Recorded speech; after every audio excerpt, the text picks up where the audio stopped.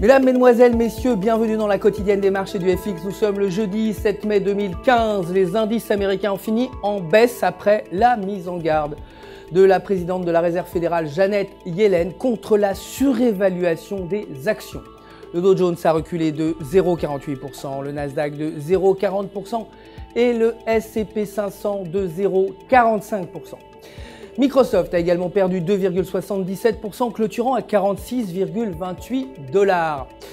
Le dollar a perdu du terrain au profit des autres grandes devises après la publication de chiffres indiquant que les créations d'emplois dans le secteur privé hors agriculture avaient moins augmenté que prévu en avril. Ce qui fait naître des doutes quant au dynamisme du marché de l'emploi américain. Le nombre d'allocataires chômage attendu aujourd'hui devrait s'établir à 277 000 contre 262 000 précédemment. Côté matières premières, l'or a fini en baisse, clôturant à 1192 $ l'once. Le baril de brut a vu son cours reculer à 60,32 $ le baril. L'euro, quant à lui, a fini en baisse face aux billets verts, les prix des obligations ayant continué de baisser partout dans le monde. Selon le graphique de la journée, la paire euro-US dollar se maintient sous la résistance à 1,1400 qui correspond également au niveau de retournement de Fibonacci de 38,20%.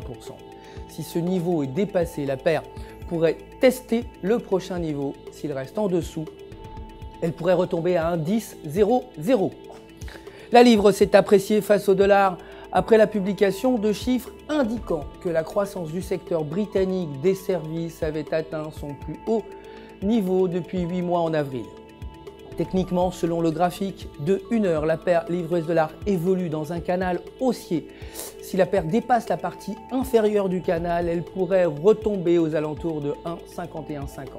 En revanche, si elle reste dans le canal, elle pourrait remonter vers 1,5300. C'est tout pour aujourd'hui. Je vous remercie de nous avoir suivis.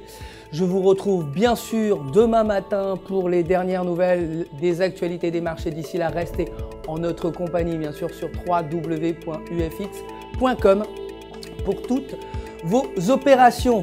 Toute l'équipe du FX se joint à moi pour vous souhaiter une excellente journée de trading.